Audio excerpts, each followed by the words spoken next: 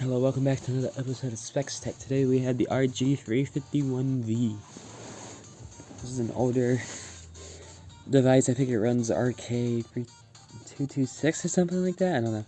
It can't do N64 or Dreamcast very well, or Saturn, but it can do up to PS1 and some PSP basically. But this thing's running Linux.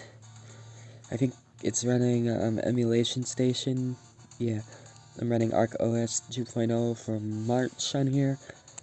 There's other ones, but I like Arc OS. When I had a 351P, I used Arc OS on that. 1 second. So obviously this system's gonna run everything pretty well.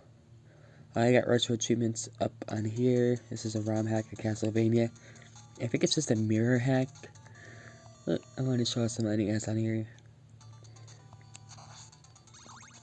But yeah, the system is very comfortable, except for the shoulder buttons. They're a bit goofy. These are L2 and R2 when they should just be L and R. It needs to be L2 R2 in my opinion, but you can always remap.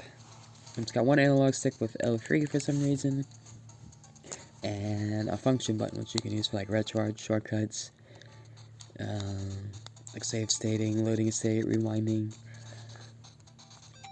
and putting out of the menu. You can, I don't think you can remap it, but you can assign shortcuts to it, so that's good. Yeah, obviously this thing's gonna run NES well. It's just a no-brainer. But the best thing to run on here, Game Boy Color runs really the best on here, honestly. Can't really go wrong with it. So, you know, obviously Game Boy Color can work well. There should be achievements. I think I loaded up a European version, because I've beaten this game already on here. The battery life's pretty good. Might as well talk about the battery life in the meantime. Yeah, usually runs about 6 to 7 hours. A little bit more if you have the Wi-Fi turned off, but I like retro achievements, as you can see. Go into here. You can get all of these achievements in your retro games, which is fun. I might do a separate video on these one day.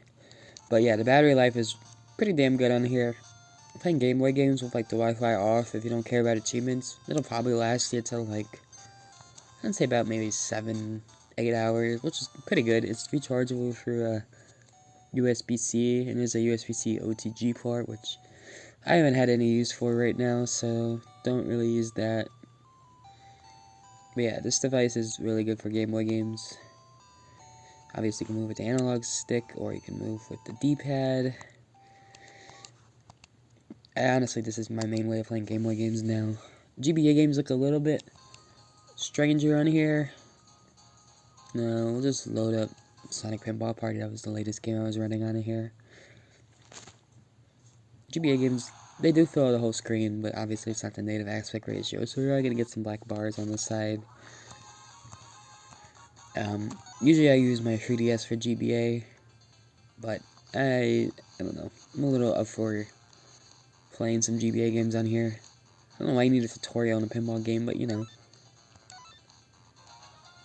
Yeah, this thing can handle all your GBA and everything. I don't have any PS1 games on here, so I can't really show those off. Or Sega Saturn.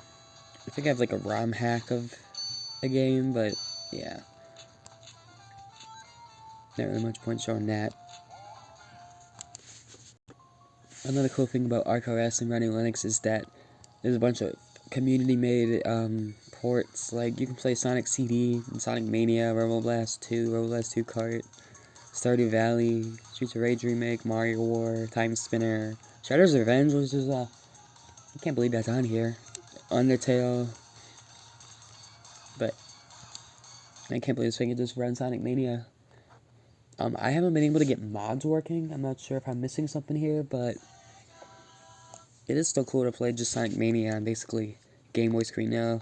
The resolution doesn't really match the screen, so the menus look a little bit weird and cut off, but in game it looks great. It's funny, Sonic Mania is basically getting ported to everything nowadays because of the decomp, which is really cool. But yeah, as you can see here, the menu gets a little bit cut off, but if you like go into a level it'll fit the screen just fine. I still recommend playing this on like a landscape device for best display, but this definitely works and it runs perfectly well. I think there's a couple dips in the special stage, but I think that's going to be just kind of how it goes on these lower end hardware. Like, it chugs on the 3DS version or the Vita version with the special stages, which is weird because they're not really the most graphically intensive special stages. They're kind of just really low poly, but I'm not a video game developer, so I don't know. But yeah, ports like Sonic Mania run really well in here. And you can also, I would recommend going to Retro Game Corp's website or looking at the Portmaster website on there, the guide on how to install some ports, because he'll have a full list of them, because I don't have all of them on here. Only the ones I'm really interested in. Not a bad time. But yeah, before I wrap up this video, we might as well take a look at the hardware. I bought this off of Amazon for, it was open box for about $95. I did initially want the wooden color, because I just think that's really interesting for a handheld to have like wood grain, but this one's pretty cool. It's definitely, reminds me of my Atomic purple Game Boy Color that I have around here somewhere, don't know where. I'll find it eventually, but I do really like the build quality and the see-through on here. Definitely gives me Atomic purple vibes.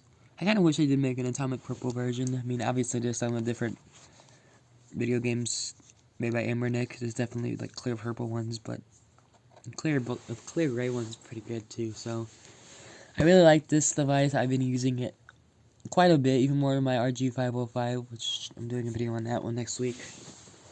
I'd give this device an A.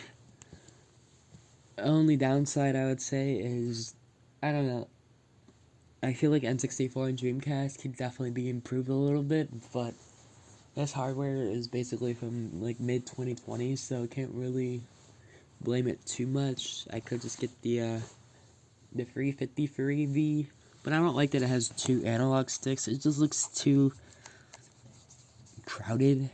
I'd rather just have this form factor, maybe even one without the analog stick if you don't really care. But this is still a great device, especially for under $100. I would definitely recommend it. I'm gonna give it an A.